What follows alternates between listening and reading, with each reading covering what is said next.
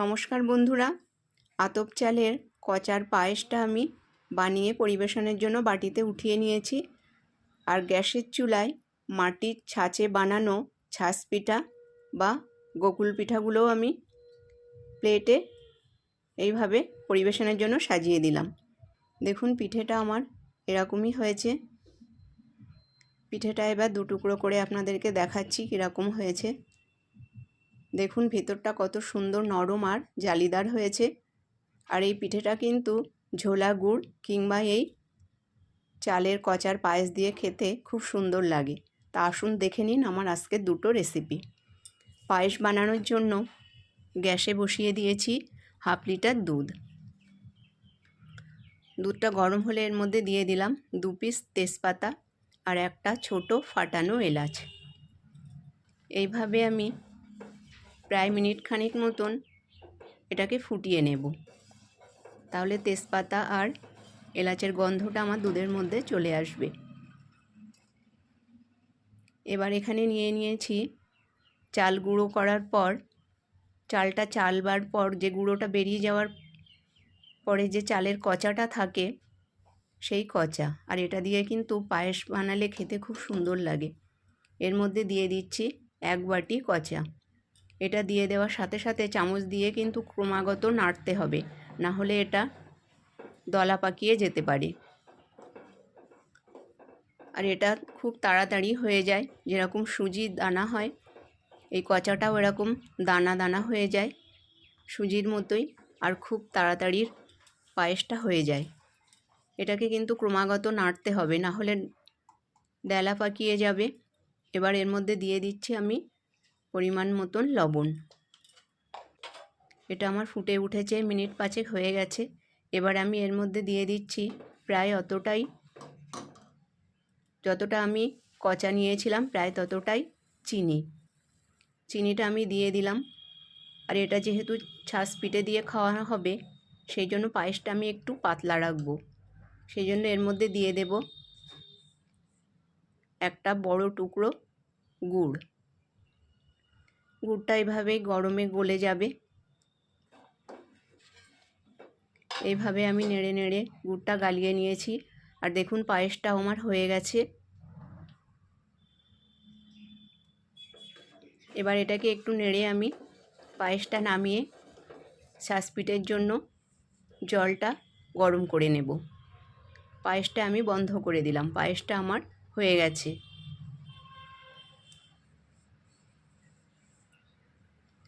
ছাঁচ পিঠে বানানোর জন্য এখানে আমি নিয়ে নিয়েছি 2 গ্লাস জল। আর জলটা এরকম করে ফুটিয়ে নিতে হবে।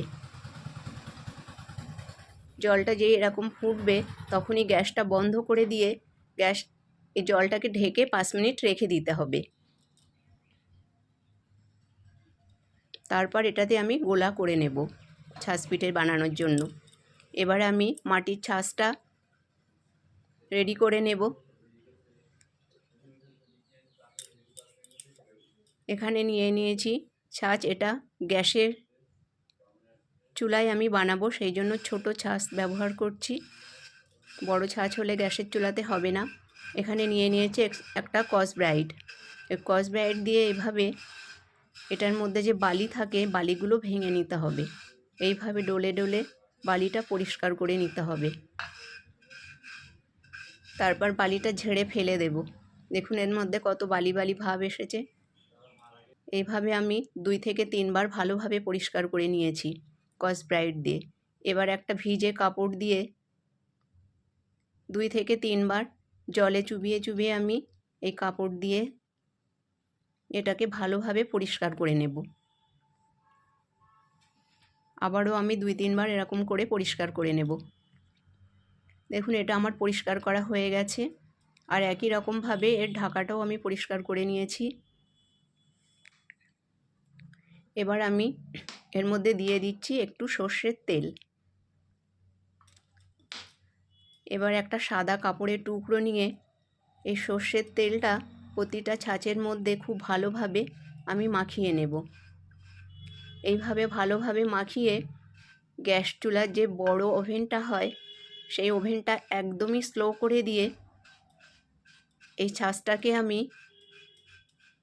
ওভেনে বসিয়ে রাখবো মিনিট 10।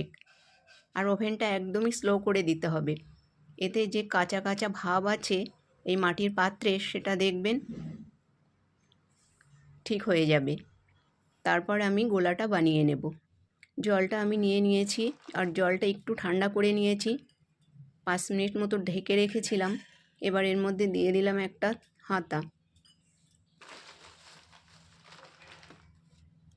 এবার আমি অল্প অল্প করে চালের গুঁড়ো নিয়ে আমি এর মধ্যে দিয়ে দেব।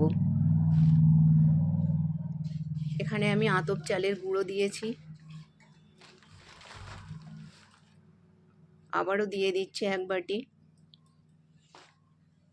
এইভাবে অল্প অল্প করে দিয়ে এই গরম জলের মধ্যে গোলাটা করে নিতে হবে। আর এই ছাঁচ পিঠেটা বানানোর জন্য গোলাটা কিন্তু গরম থাকা দরকার। এবার আমি এর মধ্যে দিয়ে দিচ্ছি 1 টেবিল চামচ মতন ময়দা দিয়ে এটাকেও ভালোভাবে আমি গুলে নেব। আপনারা ময়দার বদলে আটাও ব্যবহার করতে পারেন, তবে সেক্ষেত্রে পিঠেটা একটু আটা আটা গন্ধ আসে। ময়দাটা দিলে পিঠেটা ধবধবে সাদা হয় আর গন্ধটাও আসে না। আটা দিলে বাড়ির বয়স্করা খেতে পারবেন, ওটা নরম হয়।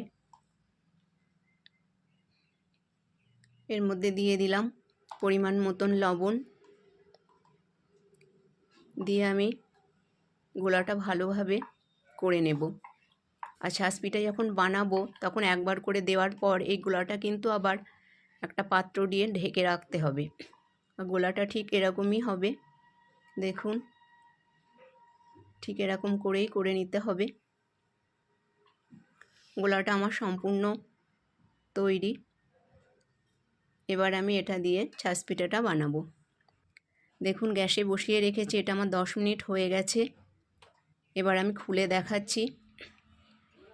দেখুন এটা পুরো শক্ত হয়ে গেছে। এবার আবারও আমি সেই সর্ষের তেল মাখানো সাদা কাপড়টা দিয়ে আমি এইভাবে মুছে নেব। আর প্রতিবার পিঠেটা উঠিয়ে নেওয়ার পর এইভাবে একটু তেল মাখিয়ে প্রতিবারই মুছে নিতে হবে। ছাঁচটা আমার সম্পূর্ণ তৈরি। এবার আমি এই গোলাটা থেকে 1 হাতা করে করে যতটা ধরবে এই ছাঁচের মধ্যে আমি দিয়ে দেব। আর এই সময় গ্যাসের ফ্লেমটা কমানোই আছে। এইভাবে আমি দিয়ে দেব প্রতিটা ছাঁচের মধ্যে। গোলাটা আমার দেওয়া হয়ে গেছে। এবার আমি গ্যাসের ফ্লেমটা ফুল করে এটাকে ঢেকে আমি 4 মিনিট পরে আবার ফিরে আসব।